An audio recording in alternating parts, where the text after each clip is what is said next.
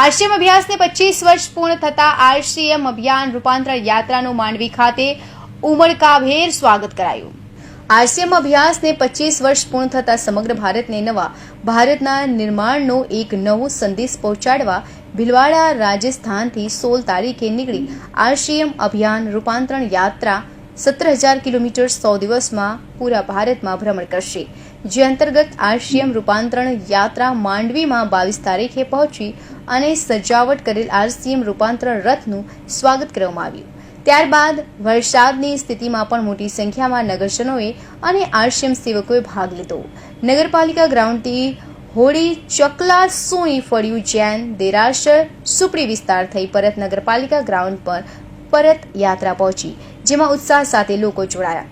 ત્યારબાદ નગરપાલિકા ગ્રાઉન્ડ ખાતે જાહેર સભાનું આયોજન થયું, જેમાં સેવા, સ્વાસ્થ્ય અને સંસ્કારના ઉદ્દેશ્ય સાથે આરસીએમ અભિયાન દ્વારા 25 વર્ષની નવા ભારતનું નિર્માણ માટે કરેલું ઉપલબ્ધિઓની વિડીયોગ્રાફીના માધ્યમથી પ્રસ્તુતિ દર્શાવવામાં આવી, જેમાં મુખ્ય અતિથિ તરીકે સાંસદ પ્રભુ વસાવા, નટુભાઈ રબારી, મીનાબેન શાહ, અલકાબેન લોઢા, આનંદ શાહ, દેવીલાલ શર્મા તેમજ આરસીએમના આગેવાનો મહાવીર સહારન, દિનેશ સેલડિયા, તેજસ રાજપુરોહિત, શૈલેષ રાણાભાઈ, જયપ્રકાશ ચૌધરી, માધુ ચૌધરી તેમજ માંડવી વિસ્તાર તથા આજુબાજુ વિસ્તારના આરસીએમ સેવકો ઉપસ્થિત રહ્યા। ત્યારબાદ આ રૂપાંતરણ યાત્રા સુરત તરફ પ્રયાણ થઈ અને 23 તારીખે સુરત ખાતે ભવ્ય આરસીએમ રજત જયંતિ મહોત્સવ ઉજવાશે।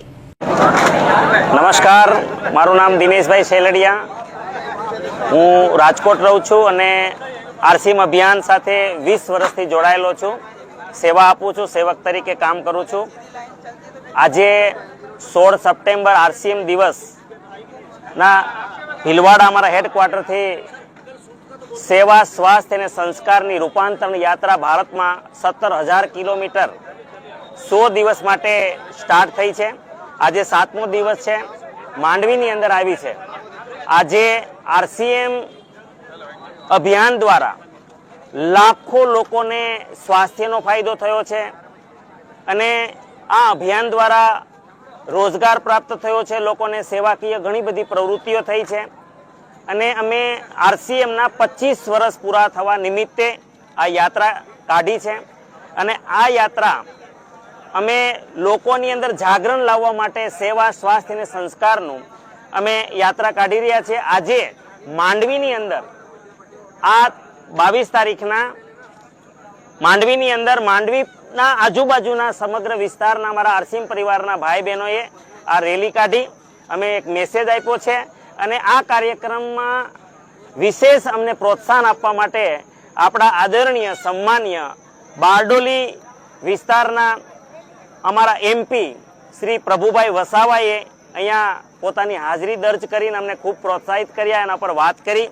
એ સિવાય સાથે સાથે નટુભાઈ અહીંયા હાજર રહ્યા, કોર્પોરેટર શ્રી હાજર રહ્યા અને અમારો અહીંયા આરસીએમ પરિવાર રાણાભાઈ રાજપુરોહિત, તેજસભાઈ, ઉત્તમભાઈ અને વિશેષ અમારા જયપુરથી મહાવીર સારન સર અને આ બધા સાથી અહીંયા ઉપસ્થિત રહ્યા અને ટેકનિકલ સાથી અમારા ઘણા બધા ઉપસ્થિત રહ્યા।